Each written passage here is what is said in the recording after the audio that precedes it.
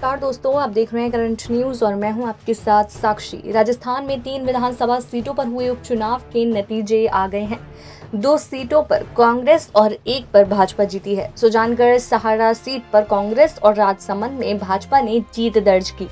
सहाड़ा से कांग्रेस उम्मीदवार गायत्री त्रिवेदी ने सबसे बड़ी जीत दर्ज की है, जबकि राजसमंद से भाजपा उम्मीदवार किरण महेश्वरी की बेटी दीप्ति महेश्वरी की जीत का अंतर सबसे कम रहा है।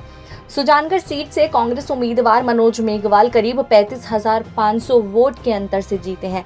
सुजानगढ़ में एक ईवीएम में वोट गिने जाने बाकी हैं, इसलिए यहां के आंकड़े में कुछ बदलाव होगा।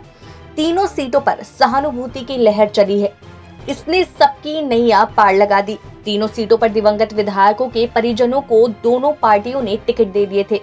परिजन तीनों सीटों पर जीतने में कामयाब रहे हैं। ऐसा इसलिए भी क्योंकि जीत दर्ज करने वाले तीनों विधायक पहली बार चुनावी मैदान में उतरे थे। चुनाव आयोग के मुताबिक तीनों सीटों पर कांग्रेस को सबसे ज्यादा 48.7% वोट मिले, जबकि भाजपा को 37% और निर्दलीय समेत अन्य दलों को 12.93% वोट पड़े हैं। इस बार नोटा का बटन भी काफी वोटर्स ने दबाया। करीब 1.35% वोटर्स ने नोटा को अपना वोट दिया।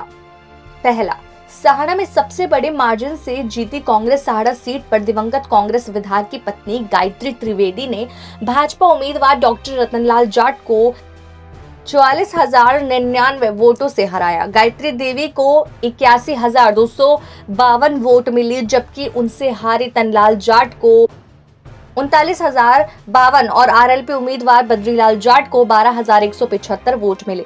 गायत्री त्रिवेदी को रिकॉर्ड 97.82% वोट मिले हैं, जबकि भाजपा उम्मीदवार को 27.82% वोट ही मिले।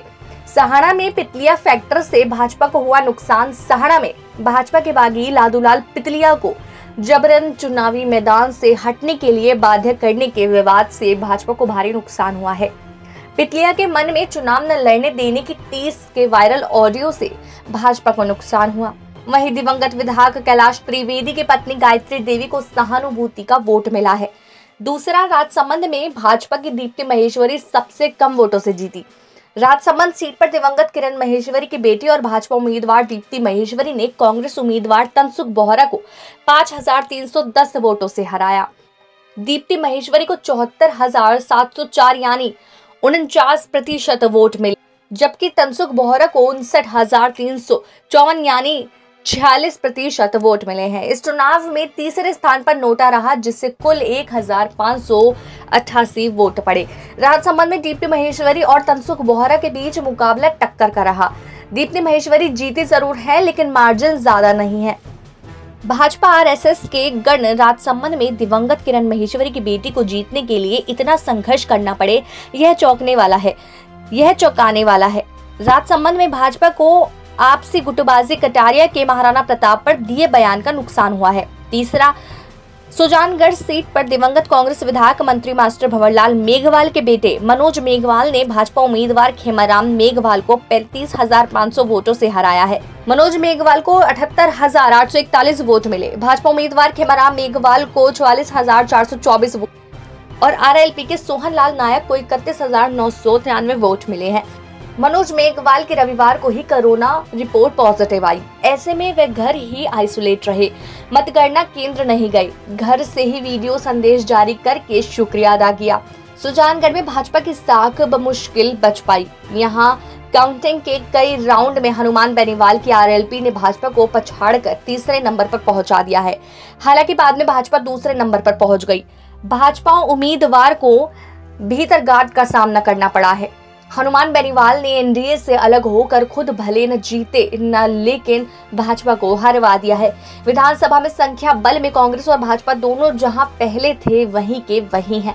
3 में से 2 सीटें कांग्रेस और 1 भाजपा के पास थी। अब भी 2 सीट कांग्रेस जीती और 1 पर भाजपा, इसलिए किसी का नफा नुकसान नहीं हुआ है। विधानसभा उपचुनाव में तीनों सीटों पर सहानुभूति कार्ड चला है। पिछले 56 साल में इतिहास इस बार यह पहला मौका है जब दिवंगत विधायकों के परिवार उपचुनावी जीते हैं। राजस्थान में 1965 से लेकर अब तक हुए उपचुनाव में जब भी दिवंगत नेता के परिजनों को टिकट दिया वे चुनाव हारते रहे हैं। इस बार 56 साल पुराना मिथक टूट गया है। ऐसी और खबरों के लिए देखते रहिए करंट न्यूज।